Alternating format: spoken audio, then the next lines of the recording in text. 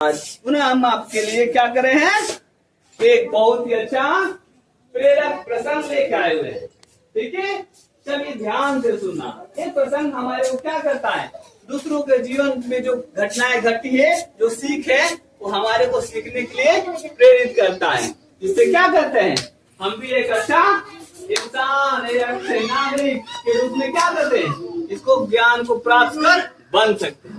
ठीक है, अपने अंदर की जो हमारी जो प्रेरणा शक्ति है, उसको हम क्या कर सकते हैं, विकसित कर सकते हैं। इसलिए हम पर डे क्या करते हैं, प्रेरक प्रसंग सुनाते हैं, कहानियां सुनते ना। पहले लोग दादा दादी कहानियां सुनाते थे, रानी सुनाते थे। आजकल ना नानी के फुर्सत है और ना दादी के फुर्सत है, असल में। हाँ, ना तुम्हारे मम्मियों का फुर्सत है। पापा तो खैर कमान जाएंगे, तो पापा की फुर्सत कहाँ से।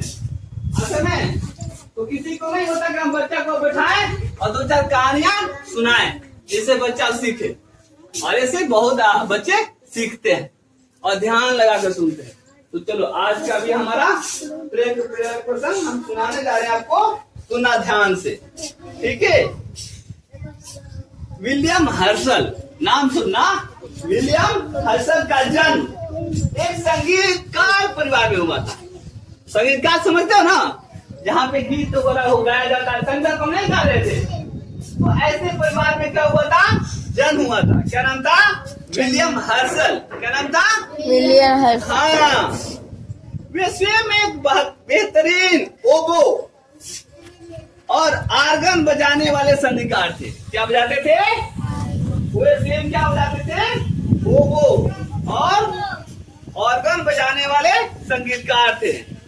संगीत ही उनकी आजीविका का साधन था। जो संगीत से क्या रहे, उनको जो पैसा मिलता था, उसी से उनका क्या करता था, जीवन चलता था।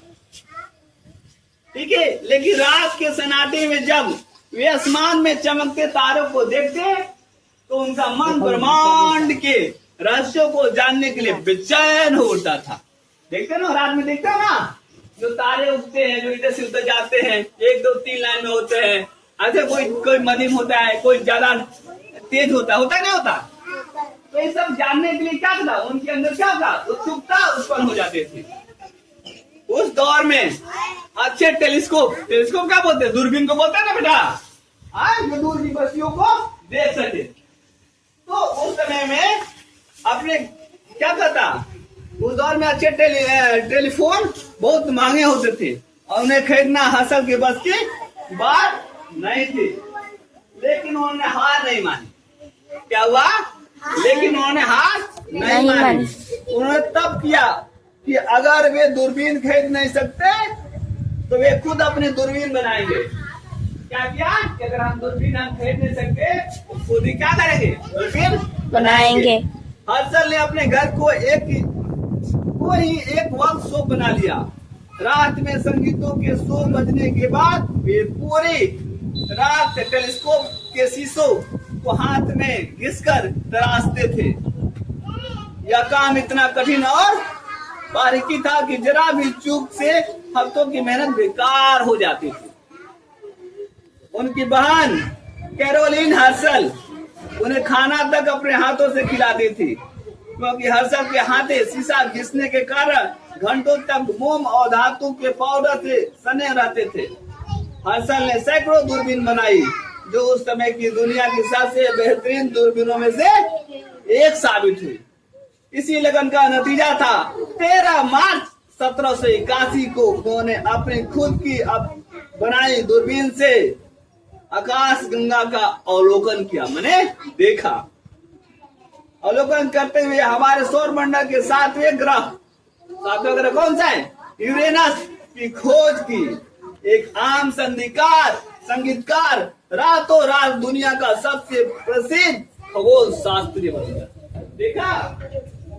देखा जब उस टाइम दूरबीन नहीं था, तो उनको जिज्ञासा थी कि आकाश गंगा जो तारे चमकते हैं, उनको हम जाने, उनके न जाने। तो जिज्ञासा से क्या किया, उन्होंने दूरबीन बनाया।